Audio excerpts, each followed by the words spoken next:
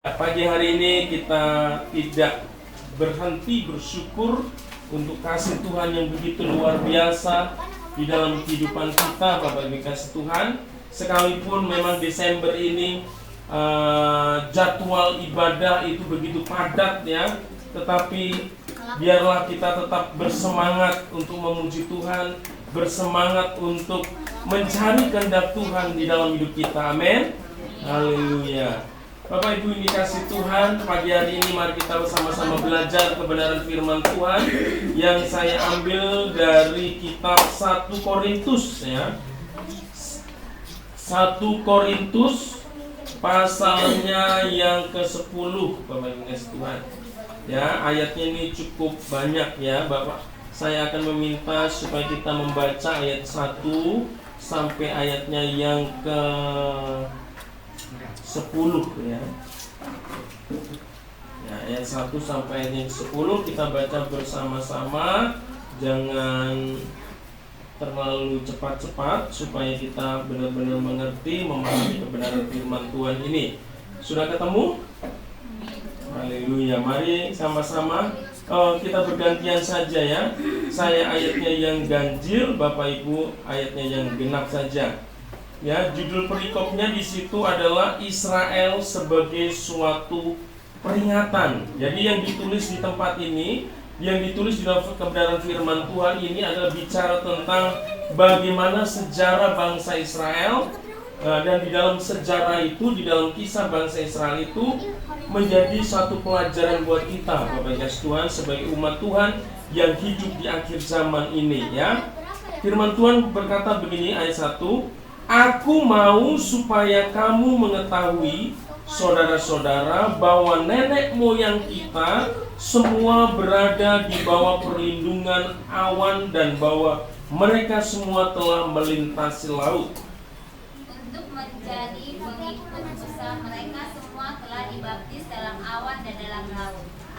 Mereka semua makan makanan rohani yang sama, dan mereka semua minum rohani yang sama, sebab mereka minum dari batu karang rohani yang mengikuti mereka, dan batu karang itu ialah Kristus. Tetapi sungguh pun demikian Allah tidak berkenan kepada sebagian yang terbesar dari mereka, karena mereka ditewaskan di padang gurun. Semuanya ini telah terjadi sebagai contoh bagi kita untuk memperingatkan kita, supaya dengan kita menginginkan hal-hal yang jahat seperti yang telah mereka perbuat. Dan supaya jangan kita menjadi penyembah-penyembah berhala, sama seperti beberapa orang dari mereka, seperti ada tertulis, maka duduklah bangsa itu untuk makan dan minum, kemudian bangunlah mereka dan bersukaria. Janganlah kita melakukan percabulan seperti yang dilakukan oleh beberapa orang dari mereka, sehingga pada suatu hari telah tewas 23.000 orang. Dan janganlah kita mencobai Tuhan seperti yang dilakukan oleh beberapa orang dari mereka, sehingga mereka mati di pagi pula. Dan janganlah bersungut-sungut seperti yang dilakukan oleh beberapa orang dari mereka, sehingga mereka dibinasakan oleh malaikat maut. Haleluya. Ya, Bapak Ibu yang dikasih Tuhan, judul khotbah saya pagi hari ini adalah mendapatkan perkenanan Tuhan ya. Mendapatkan perkenanan Tuhan.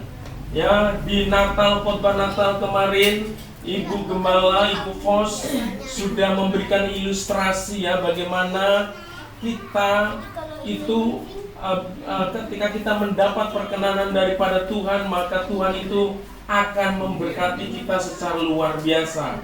Ya, digambarkan bahwa mendapatkan perkenanan Tuhan itu seperti seorang ayah ya, seorang atau orang tua, hubungan orang tua dan anak. Ketika kita sebagai orang tua ya merasa berkenan, ya merasa senang ya terhadap anak yang kita yang kita didik, yang kita ajar, ya maka kita tidak sayang-sayang untuk memberikan sesuatu di dalam hidupnya. Tetapi ketika anak yang Tuhan karuniakan dalam hidup kita itu, yang kita didik, yang kita asuh, itu melakukan sesuatu yang tidak berkenan, ya, yang melawan kita, yang tidak dengar-dengaran, maka apa yang terjadi? Maka kita berat hati, ya, untuk memberikan sesuatu kepada dia. Mungkin kita juga akan menolak keinginannya. Karena apa? Karena anak kita tidak mentaati kita. Anak kita nggak membuat hati kita berkenan, tidak membuat hati kita senang, saudara. Sekalipun itu anak kandung kita, tetapi karena dia tidak melakukan sesuatu yang berkenan atas hidup kita, maka kita tidak akan memberikan sesuatu yang dia minta di dalam hidupnya, saudara yang kasih Tuhan. Demikian pula Tuhan. Kita ini adalah anak-anaknya Tuhan, amin. Ya, firman Tuhan katakan barang siapa menerima, ya, dan mengaku Yesus sebagai Tuhan dan Juru Selamat di dalam hidupnya, kita ini adalah anak-anak Allah, saudara. Disebut sebagai anak-anak Allah. Kalau sebagai anak Allah, itu berarti kita punya, ya, hak untuk menerima setiap pemberian yang terbaik dari Bapa kita. Demikian pula kita melihat terhadap umat Tuhan. Di sini adalah umat Israel. Ya, kita tahu bahwa Israel adalah umat yang dipilih oleh Tuhan dari sekian bangsa yang ada di dunia ini, saudara. Dari sekian suku-suku bangsa yang ada di dunia ini, Tuhan atas kasih karunia-Nya memilih Israel sebagai umat kepunyaannya. Itu luar biasa, saudara yang kasih Tuhan. Demikian pula kita juga telah menerima anugerah daripada Tuhan, di mana kita sudah dipanggil untuk menjadi umat Tuhan. Dari sekian miliar orang yang ada di dunia ini, saudara yang kasih Tuhan, bahkan di Indonesia hanya sekian juta orang yang bisa percaya Yesus, saudara, menjadi umat Tuhan. Tetapi kalau hari ini kita bisa mengaku Yesus Kristus sebagai Tuhan dan menjadi umat Tuhan, itu adalah sesuatu anugerah, bukan karena kebaikan dan kuat dan gagah kita, amin. Karena firman Tuhan katakan, bukan kamu yang memilih aku, kata Tuhan, tetapi aku yang memilih kamu, saudara Tuhan.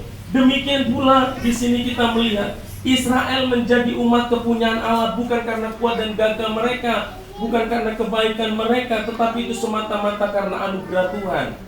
Ya, karena dia sebagai umat yang dipilih Tuhan, maka dia dikasihi oleh Tuhan. Apapun yang dialami bangsa Israel, Allah peduli, saudara. Allah tidak membiarkan bangsa Israel berjalan sendiri. Allah tidak membiarkan bangsa Israel bergumul sendiri. Ketika bangsa Israel menghadapi satu tantangan di dalam hidupnya, Tuhan campur tangan, saudara. Kita tahu bahwa bangsa Israel ini adalah bangsa yang pernah diperbudak di Mesir, saudara, ya. Kurang lebih berapa ratus tahun itu, 300 atau 400 tahun kurang lebih diperbudak, saudara. Hidup sebagai budak itu tidak enak, saudara. Mereka diperlakukan dengan kejam, mereka diperlakukan dengan tidak adil, hak-hak mereka dirampas, saudara. Di dalam pergumulan seperti itu mereka berseru kepada Tuhan, dan Tuhan menyatakan kasih karunia-Nya bagi bangsa Israel, sehingga Tuhan mengutus Musa untuk memimpin bangsa Israel keluar dari Mesir. Dan ketika mereka keluar dari Mesir, saudara Tuhan, atas pertolongan Tuhan, karena ada begitu banyak mujizat dan kuasa Tuhan yang dinyatakan atas Fir'aun, sehingga Fir'aun angkat tangan sehingga bisa melepaskan orang Israel semua. Dan ketika mereka sudah berjalan keluar dari Mesir, ada banyak mujizat. Mereka melalui laut Tebrau dibelah, saudara. Mereka juga melalui ujian ini kita diingatkan ada tiang awan dan tiang api sebagai tanda penyertaan Tuhan selama mereka ada dalam padang gurun itu, saudara. Ya.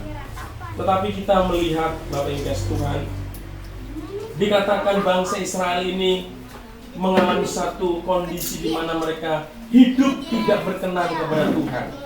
Ini ironi, ya, saudara Tuhan.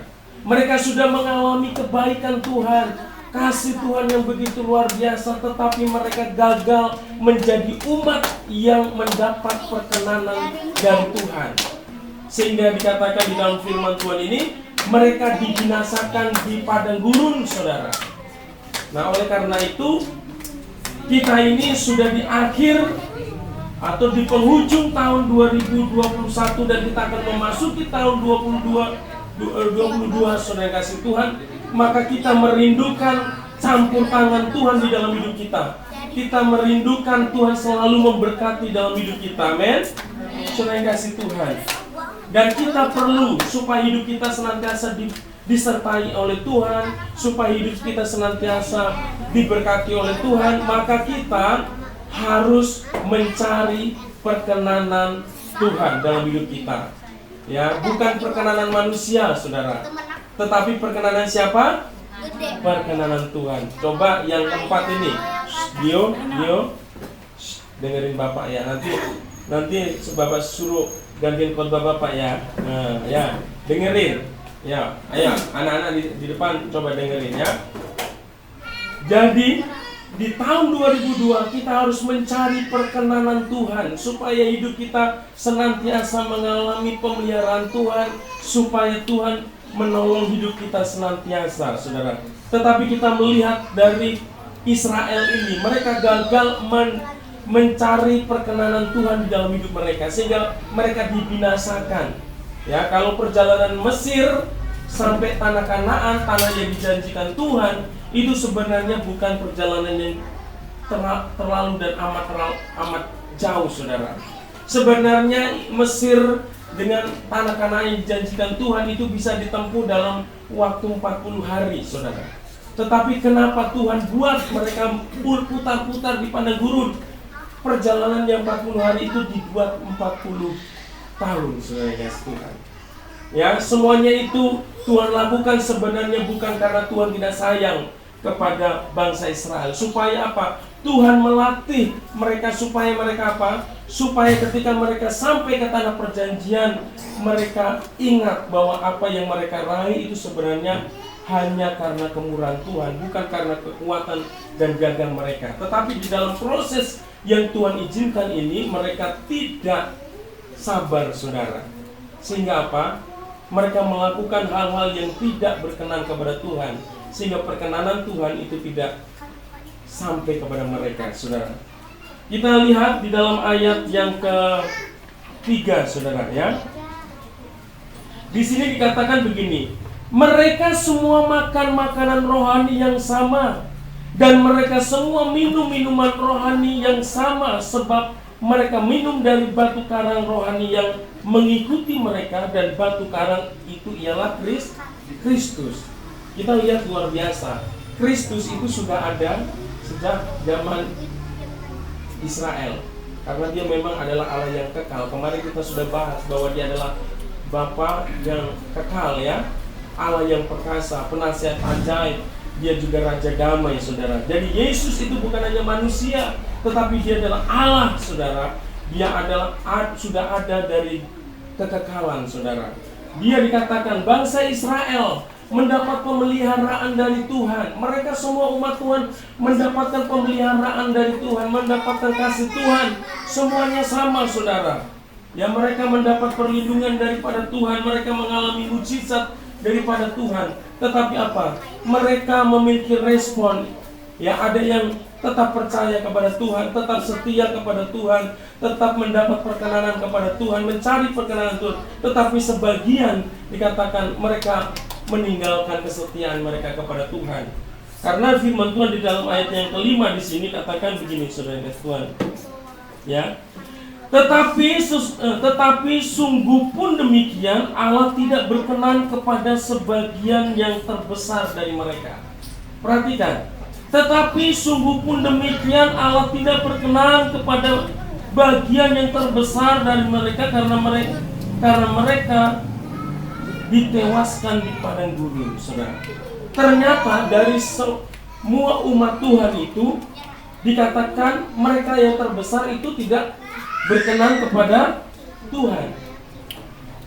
Ya, kita ini dipanggil oleh Tuhan, tetapi ada hanya sedikit yang dipilih oleh Tuhan. Makanya kita mau hanya dipanggil atau dipilih, saudara. Ya, kita dipanggil, semua dipanggil untuk datang kepada Tuhan, tetapi yang dipilih sedikit, saudara. Di sini katakan tidak berkenan itu sebagian besar, saudara. Dari umat Tuhan, bangsa Israel itu sebagian besar hidup mereka tidak berkenan kepada Tuhan.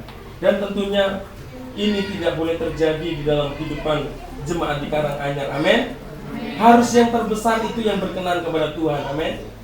Jangan yang terbesar nih, jemaat di sini yang gak berkenan kepada Tuhan.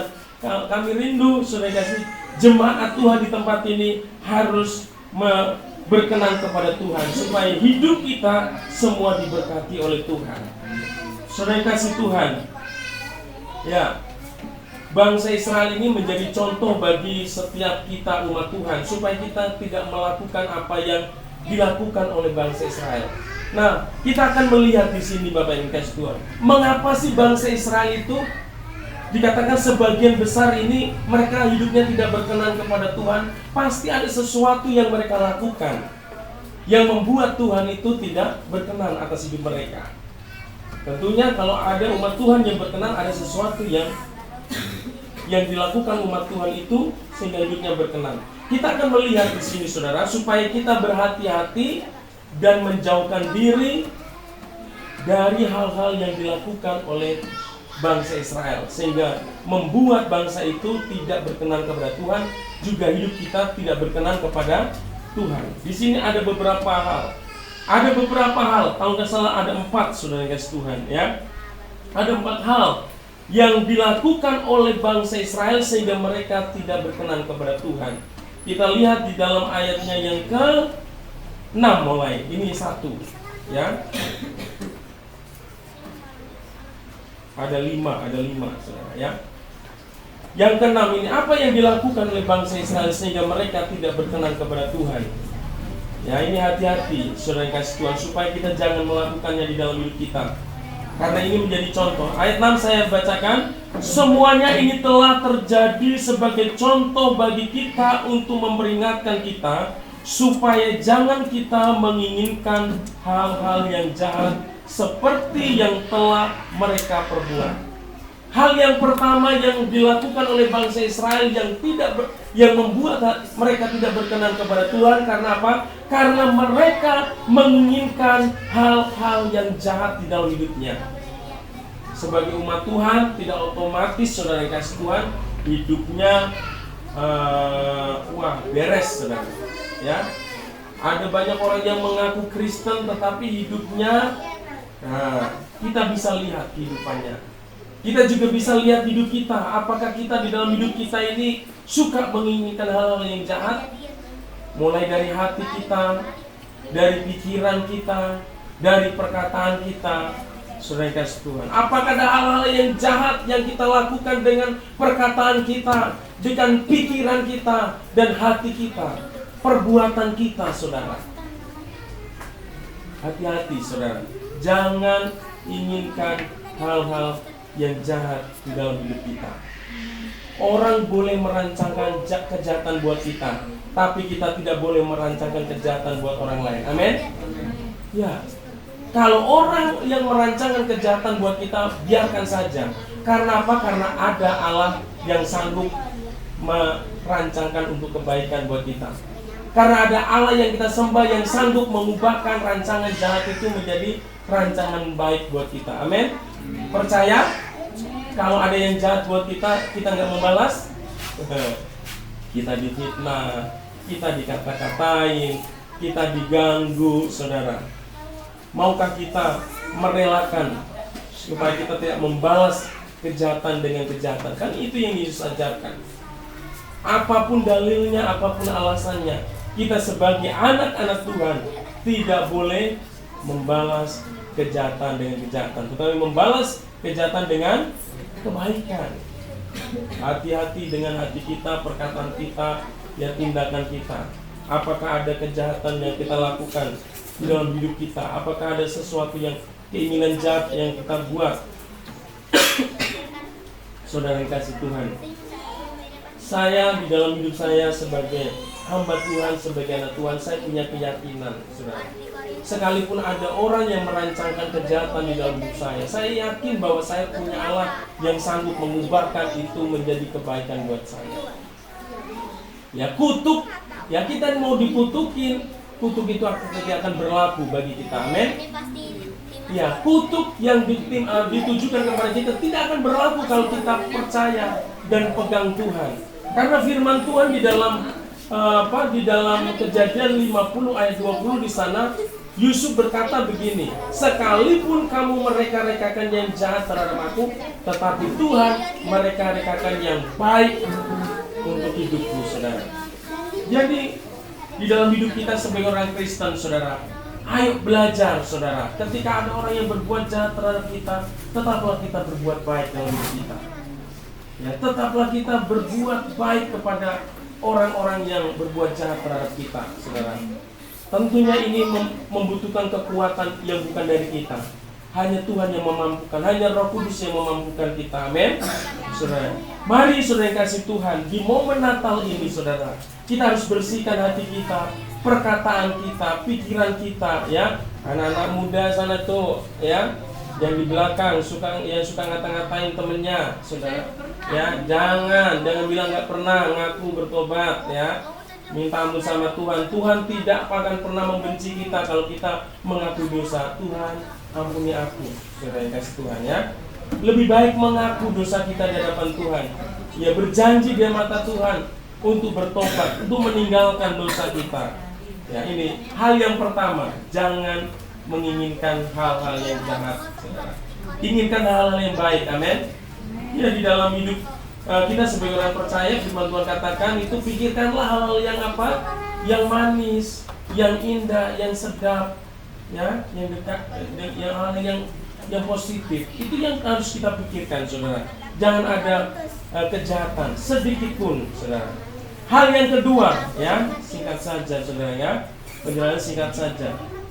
Ayo, Christian, ya, fokus ke sini. Nanti ada pertanyaan ini. Ya, nggak bisa, nanti Bapak suruh ulang khotbah Bapak, ya. Oke. Hal yang kedua yang membuat mereka tidak berkenan kepada Tuhan, saudara kasih Tuhan, di sini di ayat yang ke-7, di firman Tuhan katakan begini, kata, dan supaya jangan kita menjadi penyembah-penyembah berhala sama seperti beberapa orang dari mereka, seperti ada tertulis, maka duduklah bangsa itu untuk makan dan minum, kemudian bangunlah mereka dan bersukaria. Jadi hal yang kedua yang menjadikan bangsa Israel tidak berkenan kepada Tuhan sehingga mereka dibinasakan di padang gurun, itu karena apa? Karena mereka menyembah berhala. Pak, saya nggak pernah menyembah berhala, Pak. Saya mah rajin ke gereja, Pak. Ya, Bapak Ibu dikasih Tuhan, kita harus berhati-hati. Ya, kita harus memahami benar cara kerja kuasa iblis, saudara. Ya, memang kita nggak menyembah patung, ya. Kita tidak menyembah pohon, tidak menyembah dewa, saudara Tuhan. Tetapi apa yang dimaksud dengan berhala? Berhala adalah satu nilai yang kita tempatkan itu melebihi dari Tuhan. Ya, ketika kita menempatkan segala sesuatu melebihi daripada Tuhan, itu sudah bisa menjadi berhala dalam hidup kita. Berhala itu bisa apa? Zaman modern ini bisa berupa hobi, saudara. Ada banyak orang karena hobi, saudara, segala-galanya hobi, ya kan? Kesenangannya hobinya, ya, mungkin hobi burung, hobi mancing, ya, hobi mobil, yang otomotif dan sebagainya. Ya, karena apa yang mereka senangi, mereka menjadi hobi itu menjauhkan mereka dari Tuhan. Itu sudah menjadi berhala, saudara. Hati-hati. Sekarang apalagi anak muda ini berhalanya apa? Game. Ya. Game lebih utama daripada Tuhan. Game mengalahkan waktu kita berdoa. Game mengalahkan waktu kita membaca firman Tuhan. Game mengalahkan kita daripada untuk melayani, saudara. Itu sudah menjadi dewa karena kita sudah menempatkan game itu melebihi daripada Tuhan, menggeser, ya, kesetiaan kita kepada Tuhan. Jadi jangan pernah kita berkata, aku nggak menyembah berhala, Pak. Memang zaman dulu bangsa Israel menyembah berhala berupa patung, saudara. Ya, mereka membuat apa? Itu emas, ya, dari bikin patung sapi, lembu, saudara, mereka sembah, saudara. Tapi saat ini, saudara, gadget itu bisa menjadi berhala dalam hidup kita. Karena kalau kita mengutamakan game, gadget, ya, bukan hanya game saja, Facebook juga, saudara, guys, Tuhan, ya, Twitter atau apapun, ya, itu menjadi mengalihkan perhatian kita kepada Tuhan, itu sudah menjadi berhala. Nah, hati-hati dalam hidup kita. Kita harus hati-hati dengan berhala-berhala modern, saudara. Uang bisa menjadi berhala, saudara. Pekerjaan juga bisa menjadi berhala. Apapun bisa menjadi berhala kalau kita tempatkan sesuatu itu melebihi daripada Tuhan yang kita sembah. Makanya oleh karena itu, pagi hari ini kita mau belajar di sini. Kita menjauhkan, berhati-hati dengan apa yang dilakukan oleh bangsa Israel, sehingga mereka menjadi umat yang tidak layak di hadapan Tuhan, menjadi umat yang tidak berkenan kepada Tuhan, sehingga mereka dibinasakan, ditewaskan di padang gurun, saudara. Itu yang kedua, saudara. Hal yang ketiga, ayat 8 firman Tuhan katakan begini: janganlah kita melakukan percabulan seperti yang dilakukan oleh beberapa orang dari mereka, sehingga pada satu hari telah tewas 23.000 orang, saudara. Nah, ini dosa yang adalah percabulan, sesuatu yang tidak senonoh, saudara. Dan kalau di sini bicara tentang sesuatu yang berhubungan dengan pornografi dan sebagainya. Ini juga bisa dilakukan, saudara, melalui media sosial saat ini sangat terbuka, saudara yang kasih Tuhan. Ya, hati-hati dengan anak-anak, saudara.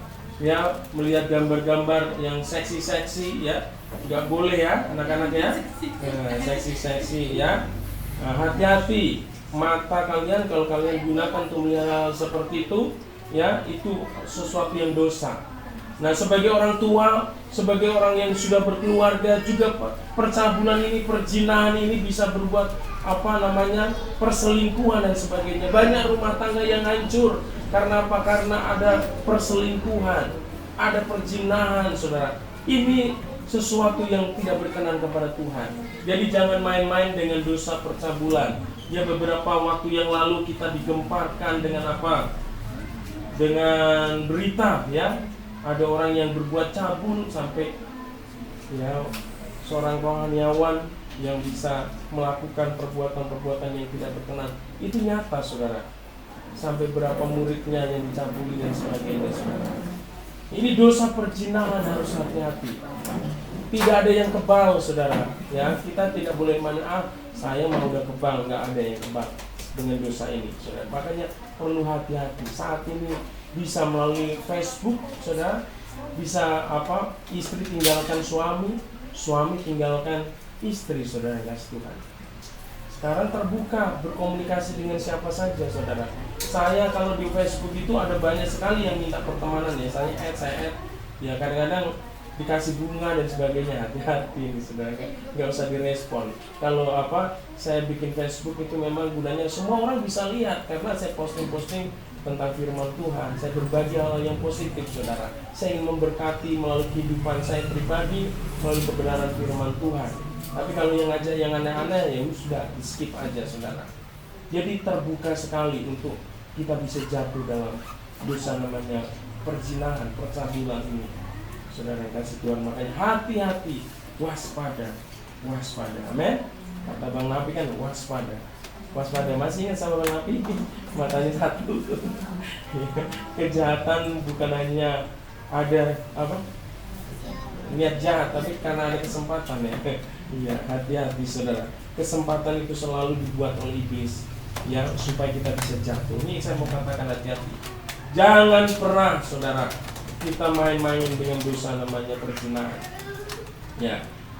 Kalau sudah beristri, bersuami, harus setia dengan pasangan. Amin. Karena firman Tuhan sudah mengajarkan kita, barang siapa sudah dipersatukan, dia tidak akan bisa dipisahkan oleh apapun kecuali maut, saudara, ya, kecuali kematian, saudara. Ya, apapun kondisi istri kita, suami kita harus syukuri, terima, ya, dia apa adanya, saudara Tuhan. Ini yang ketiga, saudara, dosa percabulan.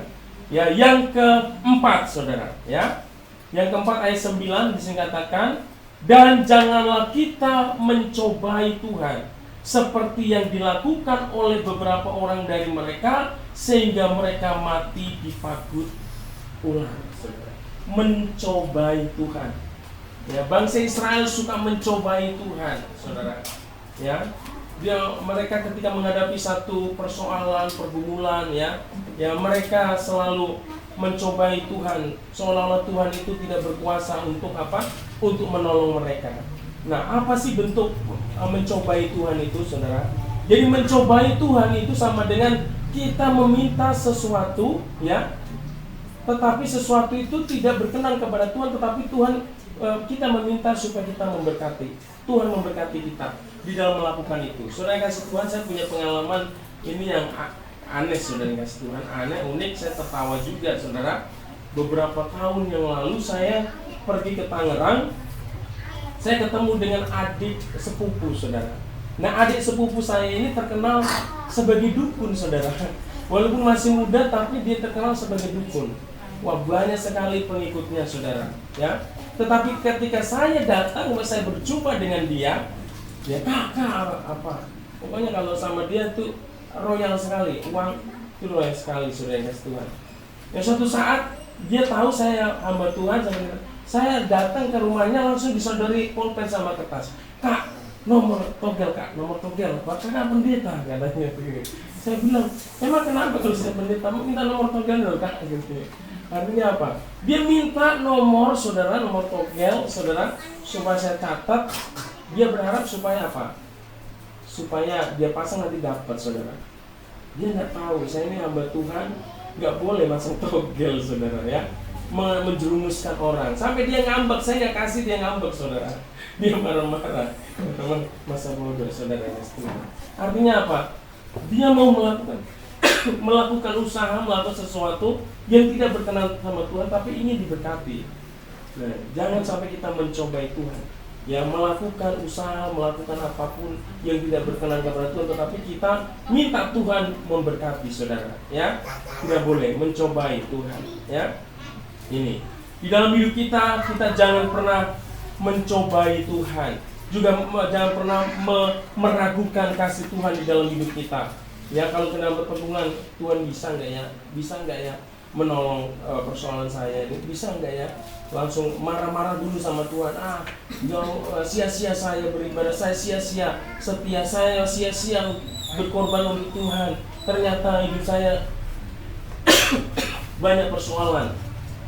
Ya, ini mencobai Tuhan, saudara. Jadi jangan pernah mencobai Tuhan. Ketika kita berada dalam situasi dan kondisi seburuk apapun, kita harus tetap percaya akan kuasa Tuhan di dalam memelihara kita. Amin. Haleluya. Masih fokus? Haleluya, ya. Ini yang terakhir, Bapak guys Tuhan, ya. Ini dosa yang terakhir. Ini kayaknya dosanya sepele, saudara. Kemarin karena saya dengar ada percakapan yang berhubungan dengan ini, saudara, ya. Firman Tuhan di dalam ayatnya yang 10 seperti ini. Dan janganlah bersungut-sungut seperti yang dilakukan oleh beberapa orang dari mereka, sehingga mereka dibinasakan oleh malaikat maut. Kata bersungut-sungut, jangan bersungut-sungut. Jadi ternyata bangsa Israel tidak berkenan kepada Tuhan karena mereka jatuh di dalam dosa namanya persungutan, saudara kasih Tuhan. Sungut itu artinya apa ya? Kayak nggak puas, nggak terima dengan pimpinan, dengan arahan, dengan tuntunan yang diberikan oleh Tuhan. Saudara kasih Tuhan, bangsa Israel itu begini ngeluh, saudara, ini bersungut-sungut, ya. Ketika mereka berada di Mesir, mereka mengeluh kepada Tuhan untuk dibebaskan. Setelah dibebaskan, memang ada banyak rintangan, ada banyak tantangan yang mereka hadapi, tetapi dari apa yang mereka alami, terus Tuhan menolong. Tuhan terus menyatakan penyertaannya. Tetapi ketika berada dalam situasi kondisi yang sulit, mereka selalu mengeluh, selalu bersungut-sungut, selalu ngedumel hatinya. Kok begini sih, kok begini sih, kok begini sih, kok begini sih, begitu. Yang orang-orang yang bersungut-sungut seperti itu nggak puas, saudara. Selalu menyalahkan orang lain. Ya, dia bersungut-sungut kepada Tuhan, bersungut-sungut juga kepada Musa sebagai pemimpin yang memimpinnya. Musa ini ngapain kamu capek-capek bawa kami ke padang gurun keluar dari Mesir? Mendingan kami mati di Mesir, katanya. Padahal waktu di Mesir mereka teriak minta keluar. Setelah dia dikeluarkan, mereka minta masuk lagi, saudara. Nah, ini mereka bersungut-sungut kepada Tuhan, mereka bersungut-sungut kepada Musa pemimpinnya. Mereka mengerjakan bersungut-sungut ini juga bukan hanya merasa tidak puas dengan situasi dan kondisi yang Tuhan izinkan, tetapi sungut-sungut ini juga bicara tentang bagaimana ketika kita melakukan segala sesuatu di dalam hidup kita tidak dengan segenap hati kita, ya, kita sungut-sungut, ya, kita mengerjakan tetapi dengan sungut-sungut, tidak ikhlas, saudara. Ini perlu hati-hati, saudara Tuhan, karena ini akan membuat kita tidak berkenan kepada Tuhan. Nah, Bapak Ibu yang kasih Tuhan, inilah kebenaran firman Tuhan pada pagi hari ini, Bapak Ibu kasih Tuhan. Mari kita memasuki tahun 2022 ini, kita mencari perkenanan Tuhan. Amin. Untuk mencari perkenanan Tuhan itu kita harus waspada, harus hati-hati dengan dosa-dosa yang dilakukan oleh bangsa Israel. Mari kita jauhkan hidup kita dari keinginan untuk melakukan kejahatan.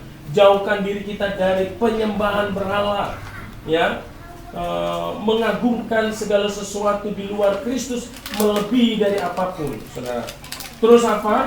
Mencobai Tuhan, percabulan. Kita harus hati-hati dengan dosa percabulan, perzinahan, dan yang terakhir adalah bersungut-sungut. Kita jangan anggap sepele kata bersungut-sungut. Ya, melakukan segala sesuatu dengan tidak tulus itu dengan apa? Dengan ini dosa kecil. Saya katakan, ini adalah salah satu dosa yang membuat bangsa Israel tidak berkenan kepada Tuhan. Jadi jangan sepelekan. Kalau saat ini kita mau belajar melakukan segala sesuatu seperti untuk Tuhan, amin. Bukan seperti untuk manusia. Kita melakukan pekerjaan di rumah, suami melakukan pekerjaan di rumah bukan hanya untuk istrinya, tetapi untuk seperti untuk Tuhan, memuliakan Tuhan. Melalui pekerjaan di rumah, nama Tuhan dipermuliakan. Demikian pula istri, lakukan segala sesuatu di rumah, saudara kasih Tuhan, seperti untuk Tuhan, bukan seperti untuk suami. Kalau untuk seperti untuk suami kita akan kecewa, saudara, ya. Atau mungkin sama anak-anak, sama, saudara kasih Tuhan. Di dalam pelayanan sama, bukan untuk melakukannya untuk Kak Deli atau Kak Ayu, tetapi lakukan seperti untuk Tuhan. Saya yakin dan percaya pembalasan, ya, itu dari Tuhan. Tuhanlah yang memberikan upah, saudara, bukan manusia. Ketika kita melakukan segala sesuatu dengan tulus, tidak bersungut-sungut, Tuhan akan membalas di dalam hidup kita, saudara. Jangan pernah takut dan khawatir. Tuhan tidak akan pernah meninggalkan kita. Tuhan tidak akan pernah berhutang terhadap apa yang sudah kita tabur di dalam kehidupan ini yang kita lakukan untuk Tuhan. Haleluya. Amin. Tuhan Yesus memberkati. Mari Bapak Ibu